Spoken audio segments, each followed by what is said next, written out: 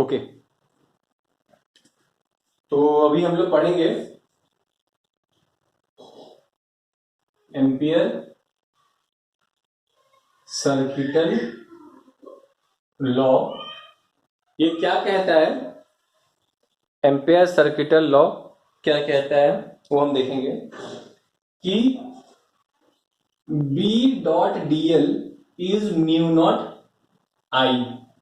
अब ऐसा सा कोई एग्जैक्टली चीज तुमने पहले भी देखा हुआ है, कहां देखा हुआ है? गॉस थ्योरम में। अब थोड़ा हम गॉस थ्योरम पे वापस जाते हैं और गॉस थ्योरम क्या कहता है वो देखते हैं। गॉस थ्योरम क्या कहता है कि E dot ds is 1/ε times the charge enclosed. कहीं ना कहीं देखने में सब सेम है। यहां मैग्नेटिक फील्ड की बात हो रही है, यहां इलेक्ट्रिक फील्ड की बात हो रही है। यहां हमें एरिया को इंटीग्रेट करना है, यहां पे हमको लेंथ को इंटीग्रेट करना है। यहां some constant into some times of current and यहां पे ε0 times some constant into the charge. तो here charge was responsible for producing electric field, here current is responsible for producing magnetic field. तो कुछ ना कुछ तो इन दोनों के बीच में रिलेशन है। तो क्या रिलेशन है हम देखेंगे।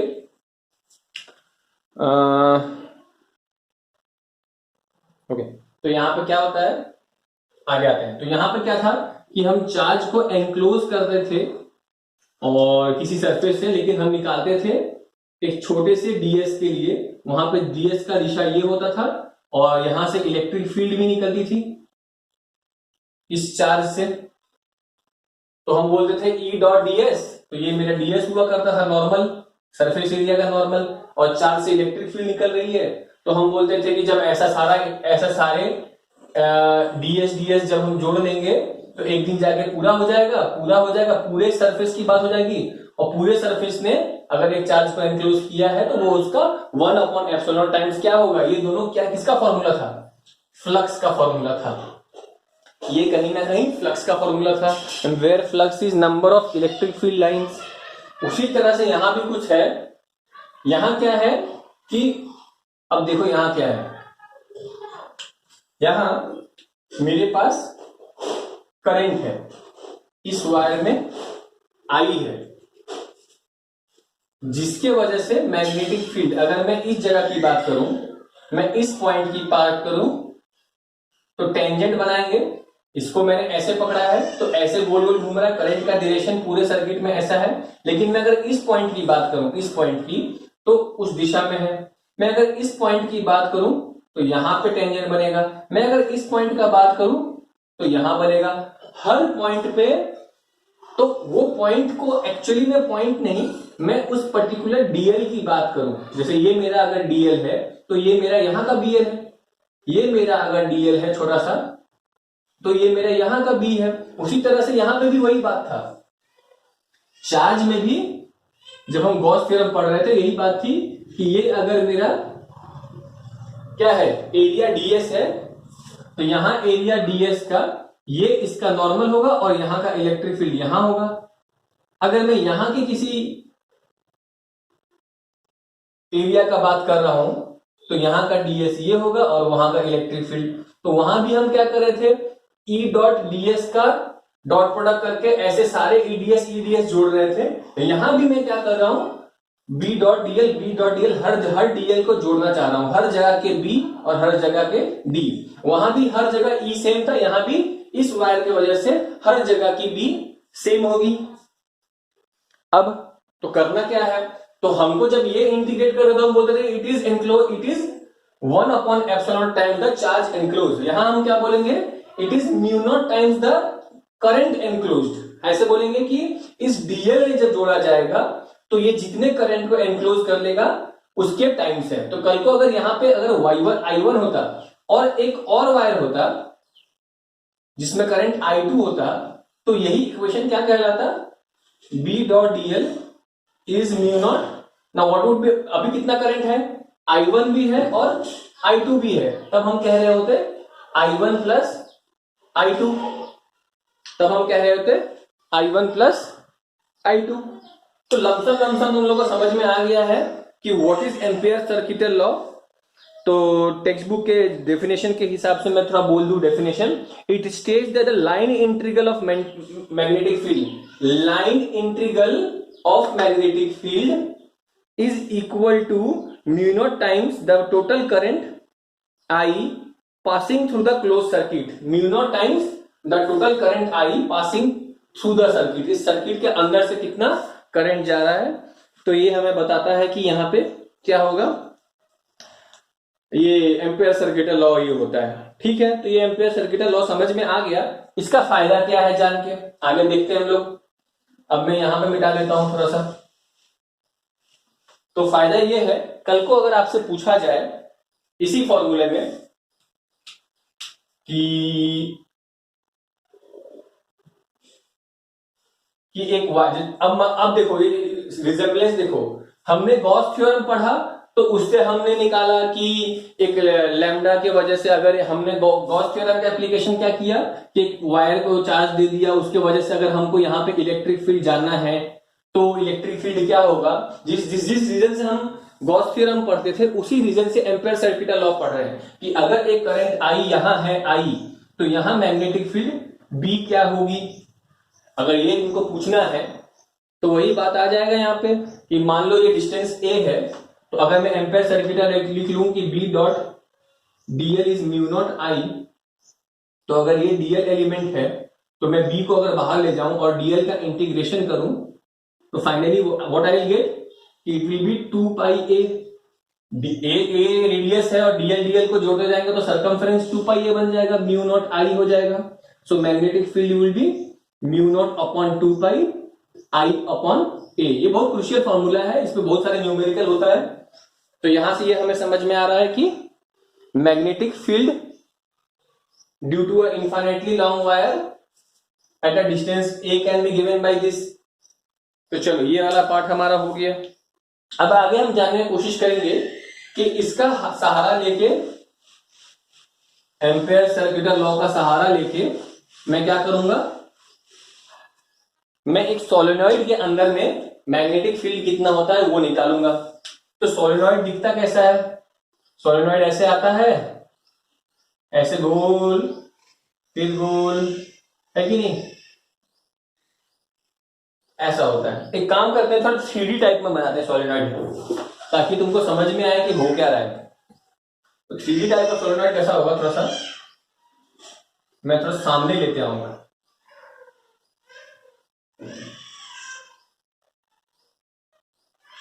नहीं, गड़बड़ी हो गया, सामने से तुम लोग को समझ में. अच्छा, अभी तो ये समझ लो कि ऐसा ऐसे आया और ऐसे निकल के चला गया. ठीक है, मतलब ऐसे घुस रहा है तो यहां ऐसे जा रही है, देखो ऐसे करंट जा रहा है, फिर ऐसे घूम के आ रहा है, फिर ऐसे जा रहा है, फिर ऐसे जा रहा है, तो ऐसे जा रहा है और लास्ट में ऐसे घुस के ऐसे आ जा रहा है. इसी का अगर फ्रंट व्यू रिप्रेजेंटेशन दिखाऊं मैं, जो मैं सही कर रहा था पहले ही,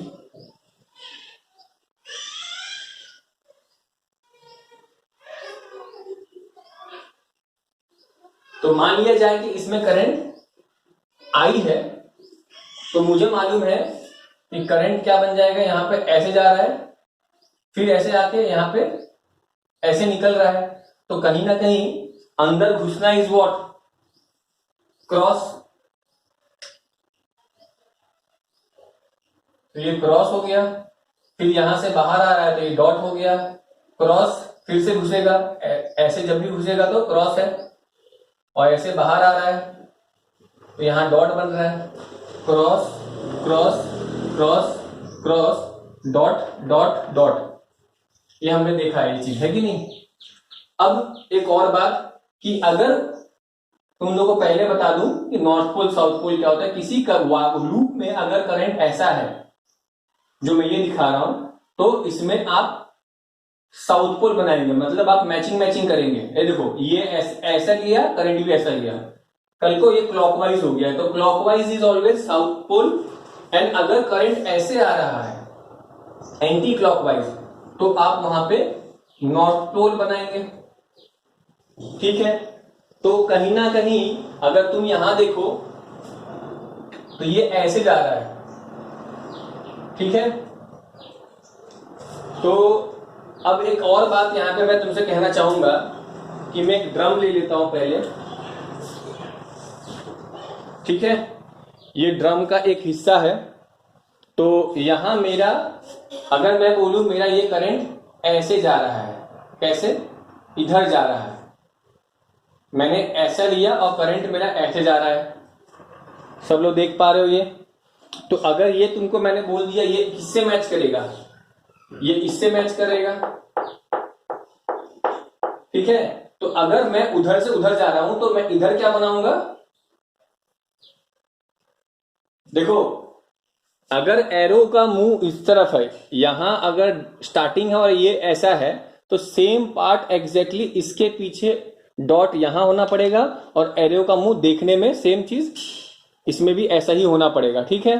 तो अगर मैं ये बोलूं कि ये क्या है, क्लॉकवाइज है, तो तुम क्या कहोगे, ये क्या है, एंटी क्लॉकवाइज है। तो जो आदमी इस मतलब एक ही फेस को, अगर मैं सोलेनॉइड को ऐसे देख रहा हूं, तो अगर मेरे लिए ये अगर क्या हो जाएगा, क्लॉकवाइज इज साउथ पोल, तो अगर ये मेरे लिए साउथ पोल है, क्योंकि क्लॉकवाइज इज साउथ पोल, तो ये मेरे लिए क्या हो जाएगा, नॉर्थ पोल हो जाएगा। Anticlockwise is north pole. तो मतलब ये एक तरह का, और मैंने सीखा हुआ है पहले से, मुझे मालूम है कि मैग्नेट में नॉर्थ पोल और साउथ पोल हो जाएगा। तो मैं कह सकता हूं कि ये solenoid is right now acting as north and south. तो फिलहाल मुझे ये दिख रहा है कि अगर ये सोलेनॉइड मैंने ऐसे पकड़ा होता, तो ये लाइन कैसे गया है मेरे लिए, लाइन मेरे लिए ऐसे गया है। सब लोग देखना यहां पे क्या है, ये क्या है, नॉर्थ पोल है। और एक्चुअली में लाइन कैसे गया है, अगर मैं सोलेनॉइड को बनाऊं, लाइन ऐसे आई है, फिर ऐसे घूम के, देखो तुम लोग भी लिखे हो, तुम लोग अप में क्रॉस दिए हो, मतलब वायर पहले ऐसे आया है, फिर ऐसे घूम के क्रॉस हुआ है, फिर ऐसे गया है, फिर ऐसे घुसा है। तो जब ऐसे आ रहा है तो ये डॉट बन रहा है, मतलब अगर मेरे लिए ये देखना, ये क्रॉस हो जाएगा, ये जगह एक क्रॉस होने वाली है। क्यों, क्योंकि मैं अगर ऐसे देख रहा हूं इसको, अगर मैं इसको ऐसे देख रहा हूं, तो ये देखो लाइन में यहां पे ऐसा दिखा दूं, लाइन ऐसे आई है, सोलेनॉइड का सबसे पहला लाइन, और आगे जाके वो ऐसे घूमी होगी, वो अलग बात हो गया। तो यहां डॉट बन गया, फिर वो आगे गई है, आगे आगे घूमते हुए आगे जाती रही है। लेकिन फिलहाल तो मैं इसका 3D रिप्रेजेंटेशन यही समझा सकता हूं कि मेरे लिए लाइन ऐसे आई और ऐसे घूम रही है, तो this phase is north pole for me, this side is north pole me. और एग्जैक्टली उसके ऑपोजिट जो इधर से देखेगा, अगर मैं इधर आ जाऊं तो मुझे फाइनली क्या दिख रहा है, the final one entered like this. तो मैं अगर मैं अब इधर इस साइड खड़ा हूं, तो द फाइनल वन मेरे लिए ऐसे घुसा है, तो ये मेरे लिए साउथ पोल बन जाएगा। तो वो नॉर्थ पोल हो गया, ये साउथ पोल हो गया। तो सबसे पहले तो ये तुम समझो कि एक सोलेनॉइड में अगर करंट आ गया तो मैग्नेटिक फील्ड आ गया, और मैग्नेटिक फील्ड जहां होता है वहां नॉर्थ साउथ होता ही है। तो और नॉर्थ, जिस तरह से पॉजिटिव से इलेक्ट्रिक फील्ड निकलता है कि नेगेटिव में जाता है, उसी तरह से मैग्नेट्स में नॉर्थ पोल से मैग्नेटिक फील्ड निकलता है और साउथ पोल की तरफ जाता है। तो यहां पे ऐसा हो रहा था, ठीक है। तो ये मैग्नेट है, तो यहां तो बीच, मीडियम के बीच में नहीं होता है। लेकिन एक बात क्लियर है, नॉर्थ साउथ अगर है भी, तो क्या कि अंदर में क्या होने वाला है, मेन क्वेश्चन है कि अंदर में क्या होगा। तो तुम अगर ध्यान दो तो कि अब मैं इस डंडी को नहीं इस्तेमाल करूंगा, सिंपल सा बात है। अगर ये मेरा क्रॉस है, ये मेरा क्रॉस है, मतलब current is entering like this at that particular point. मैं फिर से बता रहा हूं कि इस जगह के लिए अगर ये मेरा करंट ऐसा है, तो रूल क्या है, राइट हैंड थंब रूल, कि इस पेन को ऐसा पकड़िए और अंगूठा आपका पेन से कोइंसाइड करना चाहिए, देन योर कर्ल्ड फिंगर। तो अगर मैं सिर्फ एक क्रॉस की बात करूं, मतलब मैं अगर एक वायर का बात करूं, if this is my wire, then this is gonna be the magnetic field. अगर एक क्रॉस के लिए एक मैग्नेटिक फील्ड यहां पे अंदर में अगर ऐसा जा रहा है, तो मैं इसको ऐसा पकड़ूंगा, तो अगर मैं होता ऐसा है, लेकिन फिलहाल मैं सिर्फ एक हिस्सा देखना चाहता हूं, I want to see this part. तो एक क्रॉस के लिए अगर ऐसा है, तो अंदर में मैग्नेटिक फील्ड, तो हर क्रॉस के लिए ऐसा ऐसा ऐसा होगा। तो फाइनली एक बात हो गया कि नॉर्थ से साउथ तो मैग्नेटिक फील्ड जाता है, और अंदर में ऐसा मैच कर रहा है, नॉर्थ से मैग्नेटिक साउथ पर होता है और मैग्नेटिक फील्ड अंदर में इनके वजह से ऐसे ऐसे है, तो ऐसे गया, ऐसे घुसा, आया। Similarly there can be lot of, यहां पे ऐसा बीच इधर वाले लोग ऐसे आ रहे होंगे,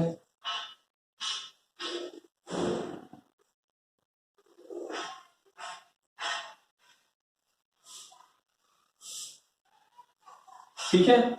तो ये मेरा मैग्नेटिक फील्ड क्यों बना ये हमको समझ में आ गया, नॉर्थ साउथ का डायरेक्शन समझ में आ गया, और अंदर में कैसा दिखेगा ये सब भी समझ में आ गया। रीजन क्या है मैग्नेटिक फील्ड बनने का, रीजन क्या है क्यों मैग्नेटिक फील्ड बन रहा है, दिशा भी समझ में आ गया।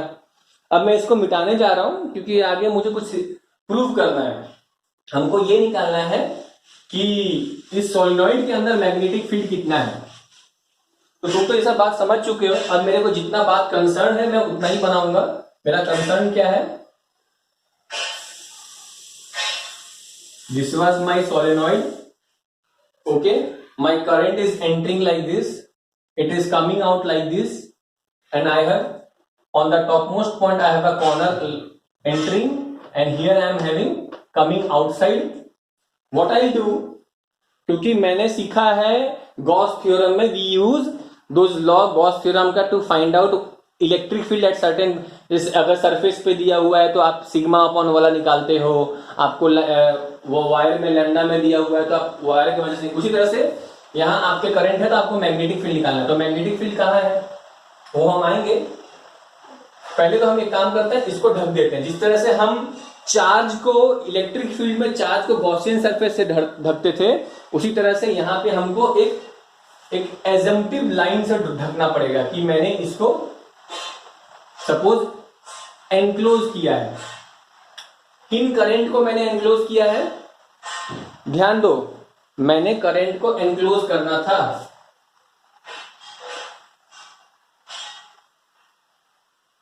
तो मैंने एक डीएल बना लिया है। रूल क्या है कि कहीं भी करंट जा रहा है आप उसको एनक्लोज कर दीजिए, और वो जो लेंथ है उसको जब आप इंटीग्रेट करेंगे और वहां की उससे जहां जहां आप एनक्लोज कर रहे हैं वहां का बी और वहां का लेंथ को आप इंटीग्रेट करते जाएंगे डॉट प्रोडक्ट करते हुए, तो फाइनली आपको mu naught times the entire current enclosed का इक्वलिटी से आ जाएगा, मैच कर जाएगा, ठीक है। तो उसी तरह से अब हम यहां पे क्या करेंगे कि ये मेरा ए है, ठीक है, तो ये मेरा, मैं इसको ए मान लेता हूं, ये मेरा बी है, ये मेरा सी है, ये मेरा डी है। तो रूल के हिसाब से अब दूसरी बात कि अब हर सोलेनॉइड, कुछ सोलेनॉइड देखने में एकदम चिपकू हो सकते हैं, कुछ सोलेनॉइड हल्का फुल्का हो सकते हैं, मतलब इसके 1 मीटर में देयर कैन बी 5 टर्न्स, इसके 1 मीटर में there can be only 3 turns. तो number of turns per unit length is a characteristic property of a solenoid, so you have to mention it। तो यहां पे तो मेंशन करोगे let n be number of turns per unit length, let n be number of turns per unit length। तो अगर if I am saying right now कि this entire solenoid is of length L, तो per unit मतलब क्या, 1 metre में n turns, L metre में NL turns, तो इतने टर्न्स हैं। तो जब एक बार एक टर्निंग हुआ ऐसा, तो एक कितना करंट घुसा, ये 1I था, जब इसमें करंट I है, तो जब एक बार घुस रहा है तो 1I हो रहा है। मतलब फाइनली मैं अगर तुमको 3D में समझाऊं तो बेसिकली मैंने तुम्हारे साथ क्या किया है कि मैं ऐसा कुछ लेके आया था और ऐसे घुसाते हुए लेके गया हूं और फाइनली मैं ऐसे निकल के आया हूं। तो ये तुमने क्या किया है, एक सोलेनॉइड में हाफ को कर लिया है। तो यहां पे जब भी घुस रहा है, थोड़ा सा और अगर अच्छे से मैं 3D में बना पाता, रुको मैं दूसरा कलर का इस्तेमाल करूंगा। तो ये ऐसे जा रहा है यहां पे, फिर ऐसे निकल के आ रहा है, फिर ऐसे जा रहा है, ऐसे घुस जा रहा है। तो तुमने सिर्फ हाफवे किया है। तो whenever it is entering, that is it is enclosing for every turn. तो ये I can consider this as 1I and this as 2I, मतलब जितनी बार टर्न होगा उतना I अंदर जा रहा है। तो मैं तुमसे पूछूंगा कि finally what is the total I enclosed क्या है, तो तुम बोलोगे जितना टर्न उतना आई, तो तुम बोलोगे I net enclosed will be what NLI. जब एक टर्न का 1 I, so if there are NL turns, so जो एनक्लोजमेंट होने वाला है वो टोटली NLI का एनक्लोज करेंगे। ठीक है, तो यहां पे ये हो गया हमारे पास। 1 मिनट, थोड़ा सा हिल रहा है ये, तो ये वाली बात समझ में आ गई होगी तुम लोगों को, मैं एक्सपेक्ट कर रहा हूं। अब आते हैं हम लोग अपने नेक्स्ट पार्ट पे। नेक्स्ट पार्ट क्या है कि डीएल क्या है। तो यहां पे हमने एनक्लोजमेंट किससे किया है, पहले ये बात सोचेंगे। तो ये जिसका मतलब है, तो मैं यहीं से आगे बढ़ूंगा कि बी डॉट डीएल जो है, यहां पे आपने एनक्लोज किया है ए बी सी डी। ए से बी गए हो, बी से सी गए हो, डी से ए गए हो। ठीक है, और इसी को हम लिख सकते हैं कि आप पहले ए से बी गए हो, फिर बी से सी गए हो, फिर सी से डी गए हो, और फिर डी से, मतलब अगर एक कंटिन्यूअस चीज है तो आप तोड़ के वापस ए से ए आए हो, आप ऐसा लिखा जा सकते। This is a property of integration. ठीक है, अब क्या होगा कि तुम सपोज मैं जब ए से बी का बात करूंगा, इस केस में ये तुम्हारा डीएल है।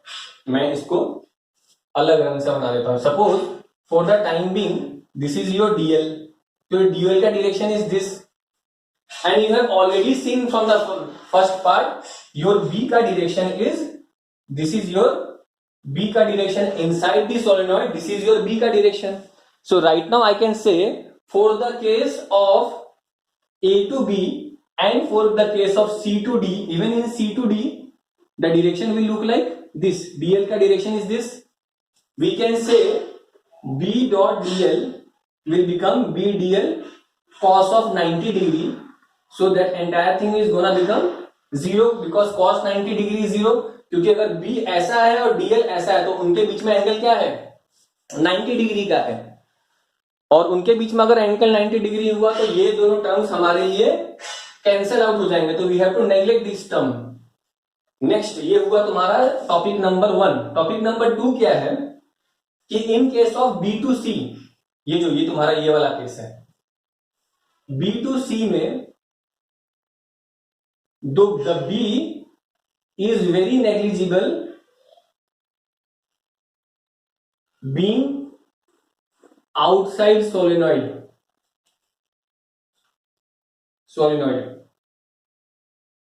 जब एक्चुअल जो डायग्राम बनता है उस सोलेनॉइड में मैग्नेटिक फील्ड सोलेनॉइड के अंदर काफी स्ट्रांग होते हैं, काफी क्लोजली पैक होते हैं जो मैग्नेटिक फील्ड होते हैं, लेकिन सोलेनॉइड के बाहर क्या होता है, दुनिया बहुत ही वीक होता है। तो अगर मैं यहाँ पे बी टू सी जाऊंगा भी, अगर ये मेरा डीएल ले भी लिया मैंने, और यहां का जब बी कैलकुलेट करूंगा, it is almost nothing. So basically B is almost similar to what? 0.